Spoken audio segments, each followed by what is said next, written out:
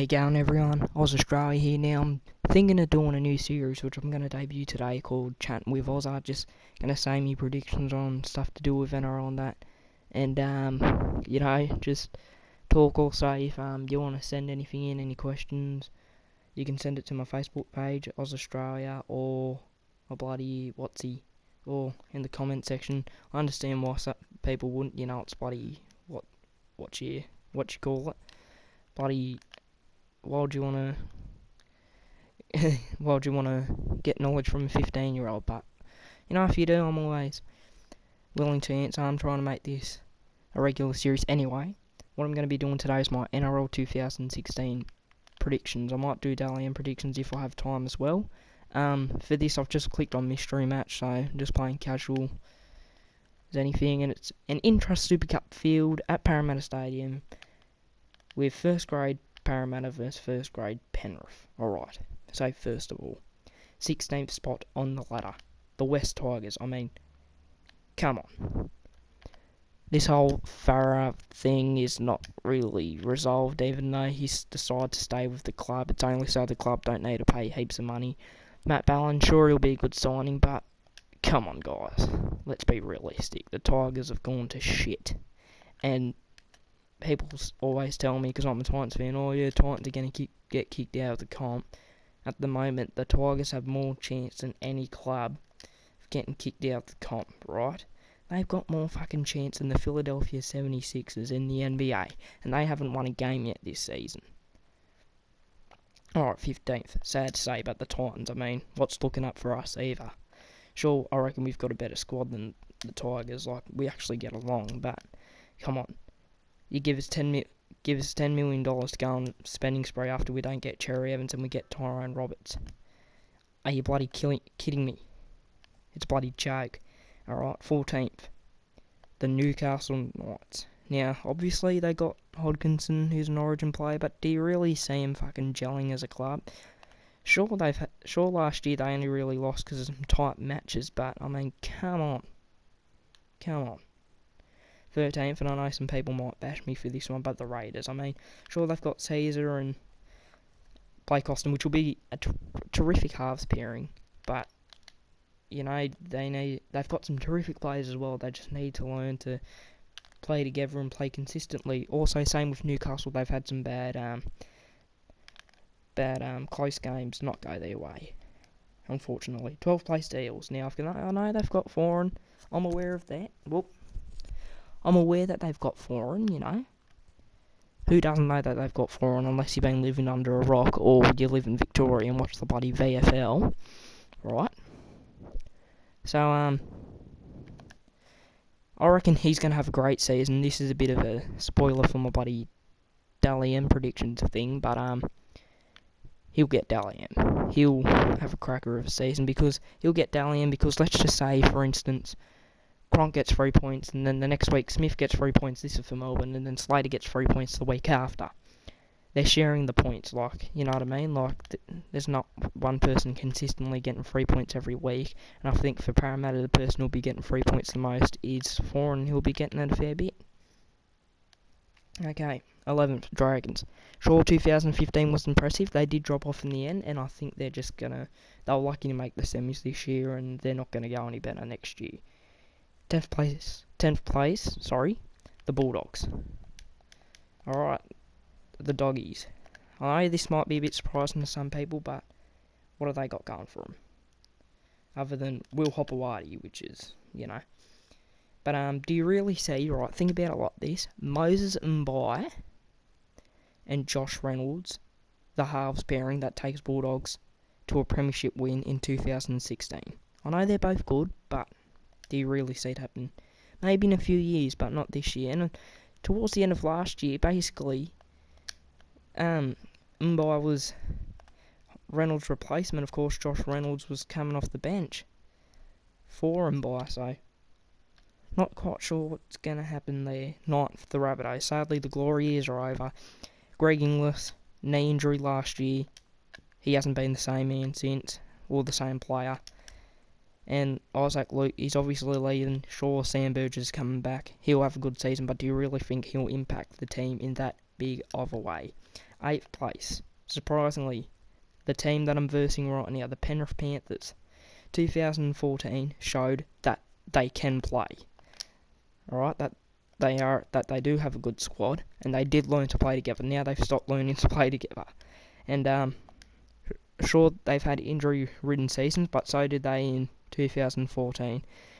Jamie Soward had a cracker of a final series in 2014. Well, not really. He did have a cracker of final series, but also near the end of the season, where he really proved a lot of people wrong. But then he went back to the good old Jamie. You know, bloody Tim Tam eating, fucking overpaid, underworked. You know. So he better start playing fucking good again, otherwise, you know. Merrin, he'll be a great sign for Penrith. Great season, I reckon. Personally, he'll have. And, yeah. So that's it for Penrith, and,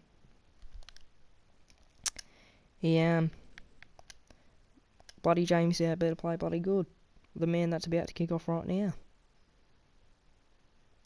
7th position, the Storm.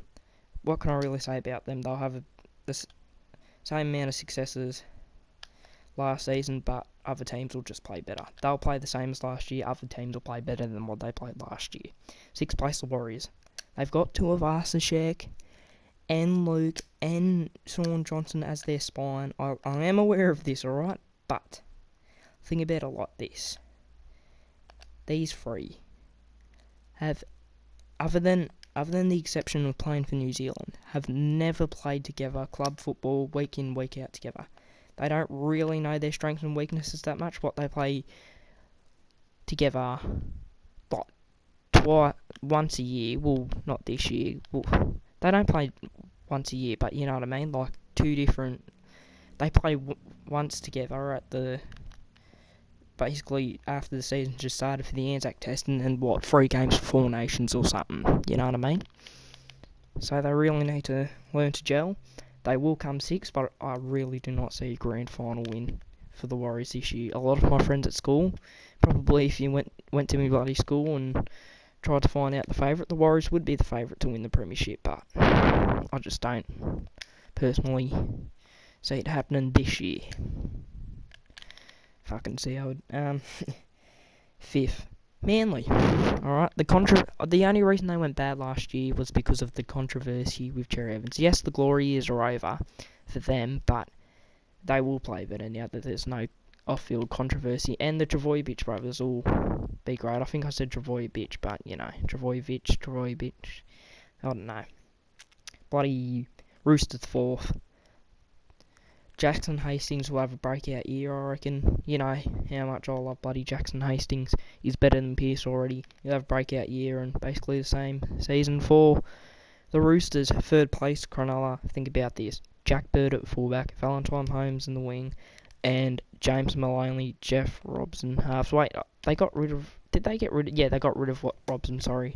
Townsend was showing bloody some good signs part way through last year, so, you know. Yep. So, Cronulla, good year, but no premiership in it for them. 2nd place, Cowboys. They'll play like last year, but they'll crank it up a notch. Still the same team. You know, they'll do the same. Brisbane for 1st. They'll have a same year as last year, but they'll have... Ben Hunt will have a shaky start because, you know, he's dropped the ball in the grand final, got a lot of pressure on him now, but he'll get back to his old ways. He'll be alright. He'll be alright, jobber. Great catching goal on the full, by the way. Anyway, grand final winners. Cowboys. Think about their final series from last year, right? They will crank it up 100 times 100. They'll just have a great final series, and they will verse Brisbane in the grand final again. This is my grand final predictions, and it won't be as intense, if you get what I mean. It won't be as intense as this year's one, where it was decided by a field goal in the fucking Golden Point. The match will be decided with about 5 or 10 minutes to go. You know what I mean? Like, it'll be pretty smooth sailing for the Cowboys in this grand final. And yeah, that's basically it.